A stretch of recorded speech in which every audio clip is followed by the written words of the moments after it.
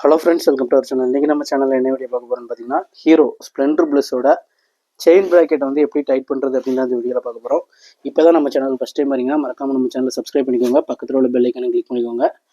இந்த வீடியோவில் பார்க்குறது பார்த்தீங்கன்னா, இப்போ நம்ம செயின் ப்ராக்கெட் வந்து கம்ப்ளீட்டாக லூஸ் ஆகிட்டு நம்ம வண்டி ட்ரைவ் பண்ணிகிட்டு இருக்கும்போது பார்த்தீங்கன்னா சவுண்டு கேட்கும், சிலக்கு சவுண்டு கேட்கும். இப்போ நான் உங்களுக்கு காமிக்க பாருங்கள் இந்த அளவுக்கு லூஸாக இருக்குது அப்படின்னு சொல்லிட்டு. செயின் கவரோட கவராக ஒட்டி போய் இருக்குது. இப்போ இந்த மாதிரி இருந்துச்சு அப்படின்னா நம்மளுக்கு ரெண்டு விஷயம் நம்மளுக்கு கம்ப்ளைண்ட் வரும். ஒன்று வந்து நம்மளுக்கு மைலேஜ் வந்து கிடைக்காது. அதே மாதிரி இன்னொரு விஷயம் என்ன அப்படின்னு சொல்லி பார்த்தீங்கன்னா, வண்டி ரன்னிங்கில் வந்து அன்வான்ட் நாய்ஸ் இருக்கும். மேக்ஸிமம் ஒரு 5000 கிலோமீட்டர் ஒன்ஸ் ஆட்டு நம்ம ஆயில் சேஞ்ச் பண்ணுற இன்டர்வலில் நம்ம வண்டியோட செயின் வந்து எப்படி இருக்குது அப்படின்னு சொல்லி ஒரு வாட்டி செக் பண்ணுறது நல்லது. மெக்கானிக்கல் ஷாப்பில் பார்த்தீங்கன்னா இதை டைட் பண்ணி விட்றதுக்கு மேக்ஸிமம் 30 rupees வரை வாங்குவாங்க. ஒரு நான் சொல்கிற ஸ்பேனர்ஸ் எல்லாமே இருந்துச்சுன்னா நம்மளே நம்ம வண்டிக்கு வந்து செயினை டைட் பண்ணிக்கலாம். இதெல்லாம் சும்மா ஜென்ரல் மெயின்டெனன்ஸ் தான். 10-11 ஸ்பேனர் வேணும். அதே மாதிரி பார்த்திங்கன்னா 18-19 ரிங்ஸு, அதே மாதிரி பார்த்திங்கன்னா 24-27 ரிங்ஸு, இவ்வளவு இருந்தாலே போதும். எந்தெந்த இதெல்லாம் லூஸ் பண்ணணும் அப்படின்னு உங்களுக்கு சொல்கிறேன். ஃபஸ்ட் டைம் வந்து நம்ம செயின் ப்ராக்கெட் புதுசாக போடும்போது பார்த்திங்கன்னா இந்த போல்ட் வந்து ஃப்ரண்ட்டில் இருக்கும். அது ஆட்டோமேட்டிக்காக அது லூஸ் ஆக நம்ம பின்னாடி இழுத்து டைட் பண்ணுற மாதிரி இருக்கும். இப்படி தான் நம்ம டைட் ஒர்க் பண்ண முடியும். நான் அனுபவப்பட்டேன். டேரெக்டாக அந்த 10-11 திருக்குனா டைட் ஆயிரும் அப்படின்னு சொல்லிட்டுலாம் திருக்கியிருக்கேன், இதெல்லாம் உடச்சிருக்கேன். அப்படி திருப்பக்கூடாது. ஃபஸ்ட்டு ஸ்டெப்பாக என்ன லூஸ் பண்ணணும் அப்படின்னு சொல்லி பார்த்தீங்கன்னா, வீல் கப்பு போல்ட்டை லூஸ் பண்ணணும், நட்டை லூஸ் பண்ணணும். இதுதான் அந்த நட்டு. இந்த நட்டை நம்ம ஃபஸ்ட் லூஸ் பண்ணிக்கிடுவோம்.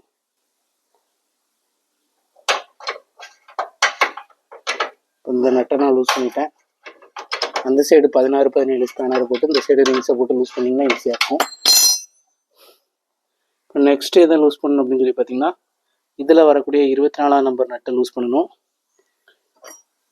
இதுக்கு நான் ரிங்ஸ் வச்சுருக்கேன், இந்த ரிங்ஸை போட்டு லூஸ் பண்ணிக்கலாம்.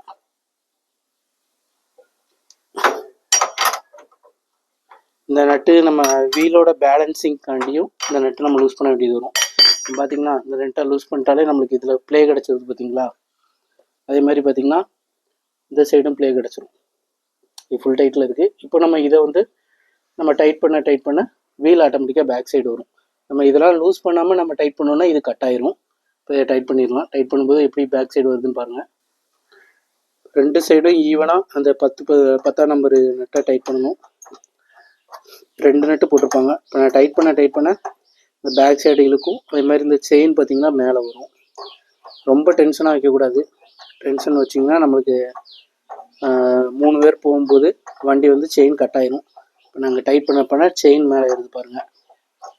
இது தெரிஞ்சுக்கணுங்கிறதுக்காண்டி தான் இந்த சின்ன வீடியோ. கண்டிப்பாக யூஸ்ஃபுல்லாக இருக்கும். உங்கள் வீட்டில் இந்த நான் சொன்ன ஸ்பேனர்லாம் இருந்துச்சுன்னா நீங்களே உங்கள் வண்டிக்குள்ளே செயினை வந்து டைட் பண்ணிக்கலாம். நம்ம டைட் பண்ணிவிட்டு இந்த மாதிரி லைட்டாக செக் பண்ணிக்கணும். இந்த மாதிரி ப்ளே இருக்கா அப்படின்னு சொல்லி செக் பண்ணிக்கணும்.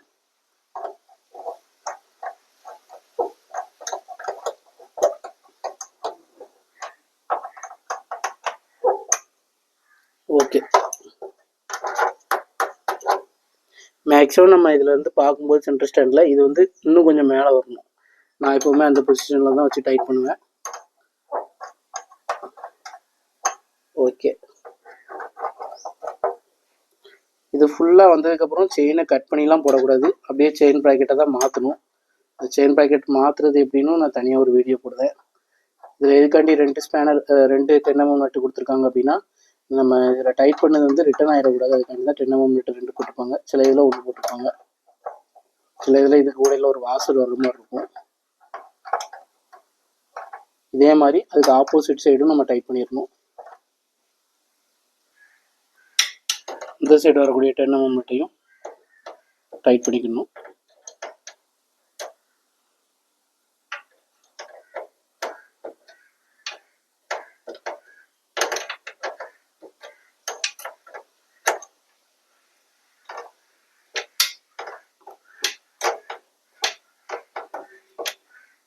சும்மா கண் பார்வையிலே இப்போ இதில் எவ்வளோ த்ரெட் இருக்குது அதே லெவலில் இந்த அளவு த்ரெட்டு வெளியே தெரிகிற மாதிரி டைட் பண்ணிட வேண்டியது.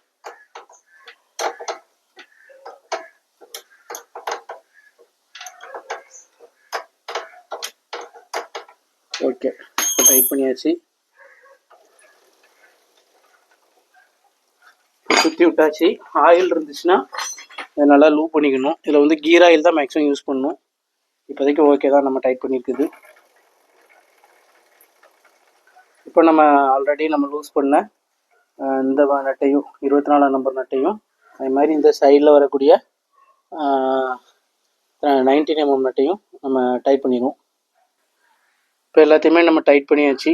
செயினும் பார்த்திங்கன்னா நல்லா ஓரளவு மீடியம் டென்ஷனில் இருக்குது. ஃப்ரெண்ட்ஸ் ஃபைனலாக பார்த்தீங்கன்னா இப்போ நம்ம வண்டியோட செயின் சவுண்டும் இருக்காது, அதேமாதிரி மைலேஜ் ஃபஸ்ட்டு இருந்ததுக்கு கொஞ்சம் கூட கிடைக்கும் இந்த மாதிரி ரெகுலராக டைட் பண்ணி ஓட்டும்போது. இந்த மாதிரி தொடர்ந்து ஆட்டோமொபைல் ரிலேட்டடான மெயின்டெனன்ஸ் வீடியோ நம்ம சேனலில் வரும். மறக்காமல் நம்ம சேனலை சப்ஸ்கிரைப் பண்ணிக்கோங்க. Thank you friends.